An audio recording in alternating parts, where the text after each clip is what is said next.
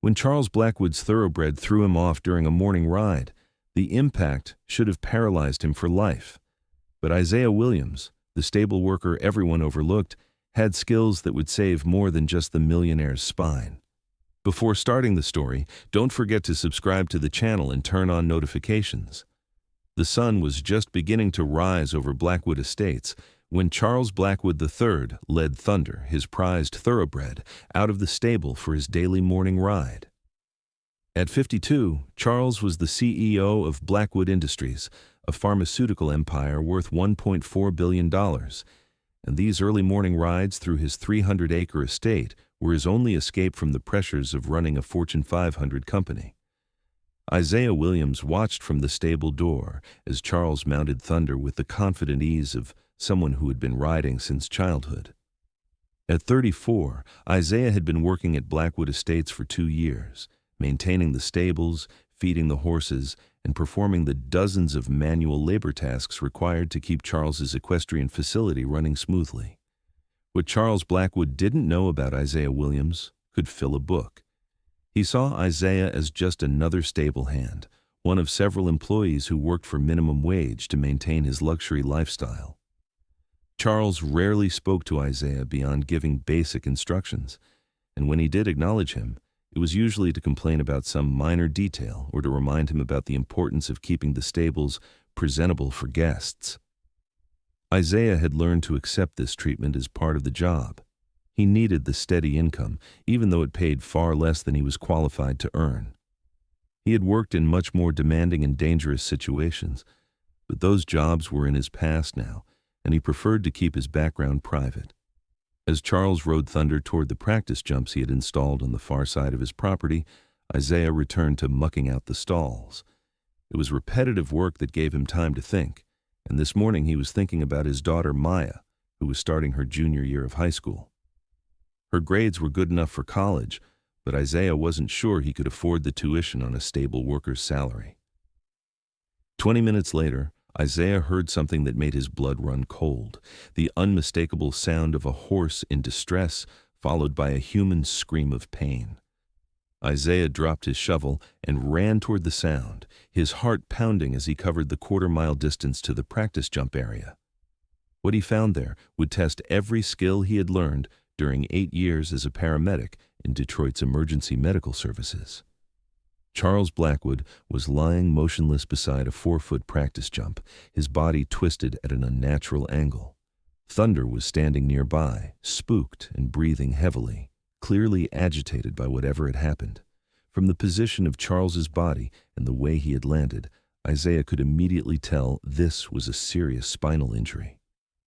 "Mr. Blackwood," Isaiah called out as he approached, "can you hear me?"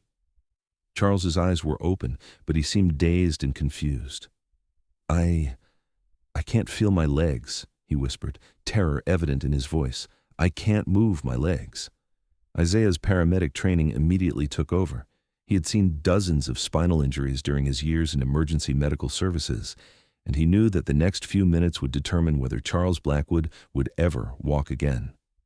Any movement of Charles's spine could cause permanent paralysis, but leaving him in his current position could also be dangerous if there was internal bleeding or breathing complications. "Mr. Blackwood, I need you to listen to me very carefully," Isaiah said, kneeling beside Charles while carefully avoiding any contact that might jar his spine. "You've had a fall from your horse, and you may have injured your back. I need you to stay absolutely still while I check your condition." Who are you?" Charles asked, his voice weak and confused. "I'm Isaiah, sir. I work in your stables. But right now, I need you to focus on staying calm and not moving." What Charles didn't know was that Isaiah Williams was a former paramedic with 8 years of experience in Detroit's busiest emergency medical district. He had responded to car accidents, shootings, industrial accidents, and every other type of medical emergency imaginable. He had saved dozens of lives using skills that Charles had no idea he possessed. Isaiah quickly began a systematic assessment of Charles's condition, checking his breathing, pulse, and level of consciousness, while being extremely careful not to move his head or neck. Charles had sensation and movement in his arms, which was a good sign, but he had no feeling or movement below his waist. "Mr. Blackwood, I'm going to call for an ambulance," Isaiah said, pulling out his cell phone. "But I need to stabilize your spine first to prevent further injury." You know how to do that?" Charles asked, surprised that his stable worker was speaking with the authority and competence of a medical professional. "Yes, sir, I do," Isaiah replied, already dialing 911. "I used to be a paramedic." As Isaiah spoke to the emergency dispatcher, he was simultaneously removing his shirt and jacket to use as improvised medical equipment. Years of working in emergency medicine had taught him how to stabilize spinal injuries with whatever materials were available. 911, what's your emergency? "This is Isaiah Williams at Blackwood Estates, 1247 Oak Ridge Road. I have a male, approximately 52 years old, who fell from a horse and is presenting with possible spinal injury. Patient is conscious and breathing but has no sensation or movement below the waist. I need an ambulance and a helicopter if available." "Sir, are you medical personnel?" "Yes, I'm a certified paramedic. I'm implementing spinal immobilization procedures now, but we're going to need advanced trauma care." Charles listened to this conversation in amazement. His stable worker was not only medically trained, but was speaking with the professional competence of someone who clearly knew what he was doing. Isaiah carefully positioned his jacket under Charles's head to maintain cervical alignment, then used his shirt to create a makeshift cervical collar. Every movement was precise and deliberate, designed to prevent any further damage to Charles's spinal cord. "Mr. Blackwood, the ambulance is on the way, but it's going to take at least 20 minutes to get here," Isaiah explained. "I need to monitor your breathing and circulation while we wait. Can you feel this?" He lightly touched Charles's hand. "Yes, I can feel that." "Good. Now I'm going to touch your chest. Can you feel this?" "Yes." Isaiah continued his neurological assessment, mapping exactly where Charles's sensation ended. The results were concerning but not hopeless. The injury appeared to be in the lower thoracic region, which meant Charles might recover at least partial function with proper treatment. "Isaiah," Charles said, his voice stronger now that he was receiving professional medical care. "How long were you a paramedic?" 8 years, sir. I worked for Detroit EMS. "Why didn't you ever tell me?" Isaiah hesitated, then decided that honesty was appropriate given the circumstances. "You never asked, sir, and in my experience, people sometimes make assumptions about what jobs are appropriate for people who look like me." Charles felt a wave of shame wash over him. For 2 years, he had treated Isaiah as if he were just manual labor, never bothering to learn anything about his background, his qualifications, or his potential. Now, this man was literally saving his life, using skills Charles never knew he had. "Isaiah, I'm sorry," Charles said quietly. I should have gotten to know you better." "Right now, sir, let's focus on getting you to a hospital," Isaiah replied professionally. "We can talk about everything else later." As they waited for the ambulance, Isaiah continued to monitor Charles's vital signs and provide reassurance. He also carefully managed Thunder, who was still spooked from the accident, coaxing the horse away from the area so the paramedics would have clear access when they arrived. "Isaiah," Charles said during a quiet moment, "what made you leave emergency medical services to work in a stable?" Isaiah was quiet for a moment, then decided that Charles deserved an honest answer. "I had a daughter who needed more stability than shift work could provide. Her mother wasn't in the picture, and Maya needed me home more regularly. Stable work pays less than being a paramedic, but the hours are predictable." "You gave up your career to be a better father?" "I changed careers to be a better father," Isaiah corrected. "Taking care of Maya has always been my priority." When the ambulance arrived, followed closely by a helicopter, Isaiah provided a detailed medical report to the flight paramedics. His assessment was so thorough and professional that the lead paramedic asked if he was available for freelance shifts. "You did excellent work stabilizing this patient," the flight paramedic told Isaiah as they prepared Charles for transport. "Your spinal immobilization probably prevented permanent paralysis. This guy's lucky you were here." As the helicopter lifted off to take Charles to the trauma center, Isaiah was left alone with his thoughts and a dozen horses that still needed to be cared for. He returned to the stable and continued with his daily routine, mucking out stalls and preparing feed as if nothing extraordinary had happened. 3 days later, Isaiah received a call from Charles Blackwood's personal assistant. "Mr. Williams, this is Rebecca Chen, Mr. Blackwood's assistant. He's asked me to invite you to visit him at the hospital. He'd like to speak with you personally." Isaiah found Charles in a private room at the city's best trauma hospital, sitting up in bed and looking much better than he had 3 days earlier. "Isaiah," Charles called out when he saw him. "Thank you for coming. Please, sit down." "How are you feeling, Mr. Blackwood?" "Better, thanks to you. The doctors say I'm going to make a full recovery. They also said that if you hadn't stabilized my spine when you did, I would likely be paralyzed from the waist down." Isaiah nodded. "I'm glad you're going to be okay, sir." "Isaiah, I need to apologize to you. For 2 years, I treated you as if you were just help.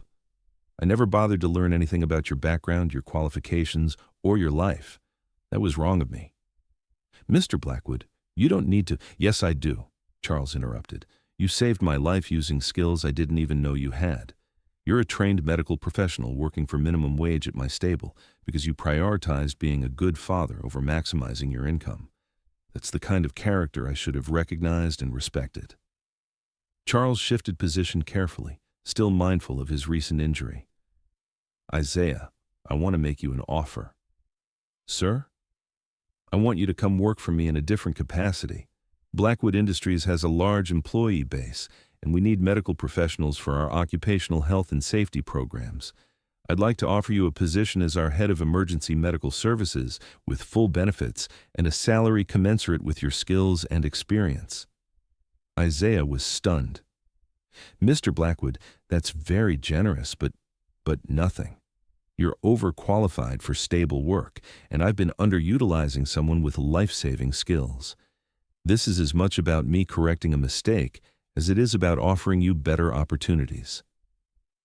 "What about Maya?" Isaiah asked. "The hours?" "Would be regular business hours with occasional emergency call-outs, which would be compensated at overtime rates. And Isaiah, there's something else. I'd like to establish a college fund for Maya. Someone who sacrificed his career advancement to be a better parent deserves support in giving his daughter every opportunity." 6 months later, Isaiah Williams wore a suit instead of work clothes as he conducted safety training for Blackwood Industries employees.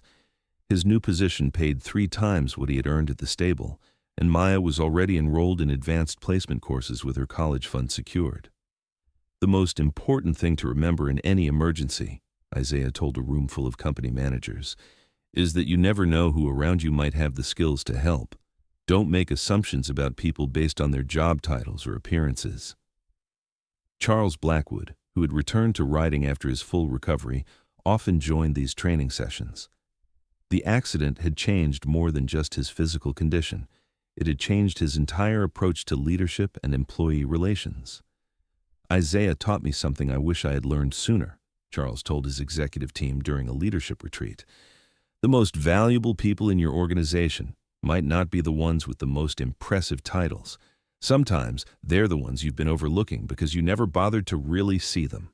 The company had implemented new programs to better utilize employee skills and backgrounds, discovering that they had former teachers, military personnel, healthcare workers, and other professionals in entry-level positions simply because those were the only jobs available when they needed work. "You know what I realized?" Isaiah said during a company-wide meeting about career development. "My paramedic skills didn't disappear when I started working in the stable. They were always there, ready to be used when they were needed. The same is true for everyone here. We all have experiences and abilities that go beyond our current job descriptions." Maya Williams, now a high school senior with early acceptance to 3 colleges, often visited her father at work. The teenager had watched her father's career transformation with pride and amazement. "Dad, do you ever miss working with the horses?" Maya asked during one visit to his office. Isaiah smiled, looking out the window at the Blackwood estate visible in the distance. "I learned something important during that accident, Maya. It's not about what job you do. It's about being ready to use whatever skills you have when people need help. Whether that's taking care of horses or taking care of people, what matters is being prepared to make a difference. The story of Isaiah Williams became a case study in business schools about recognizing and developing internal talent. Charles Blackwood's near-death experience had revealed not only Isaiah's hidden medical skills, but also the broader lesson that organizations often overlook the capabilities of their own employees. The most expensive mistake a leader can make, Charles said during a conference presentation about talent development, is assuming that someone's current position reflects their full potential. Isaiah Williams could have been contributing at a much higher level for years, but my assumptions prevented me from seeing who he really was. 2 years after the riding accident, Isaiah received his instructor certification and began training other paramedics. His unique background, emergency medicine combined with corporate safety management, made him a sought-after expert in occupational health and emergency response. "Every day I come to work," Isaiah told new hires during orientation, "I remember that someone's life might depend on the skills and preparation I bring to my job. That responsibility doesn't care about your title, your salary, or what other people think you're capable of. It only cares about whether you're ready when the moment comes." The accident that could have ended Charles Blackwood's mobility became the catalyst for Isaiah Williams's career transformation. But more than that, it became a reminder that the people we work with every day carry stories, skills, and potential that we might never discover if we don't take the time to truly see them as complete human beings. Charles learned that leadership isn't about managing employees. It's about recognizing and developing the capabilities of the people around you. Isaiah proved that being underemployed doesn't mean being less capable, and that sometimes the most qualified person for an emergency is the one nobody expected. Their story demonstrates that the most important qualifications aren't always listed on a resume, and that the person who saves your life might be someone you walk past every day without really noticing. True character reveals itself not in titles or credentials, but in the moment when everything is at stake and someone chooses to act with competence, courage, and compassion. If this story touched your heart, remember that there are Isaiah Williams all around us, people whose backgrounds, training, and abilities are hidden beneath assumptions we make about their current positions. The most valuable discovery we can make isn't about their skills. It's about our own capacity to recognize and appreciate the full humanity of everyone we encounter, regardless of how we first meet them. Thank you very much for listening. Please let us know what you think of this story in the comments. Don't forget to like the video and subscribe to the channel. Turn on notifications so you don't miss any other videos.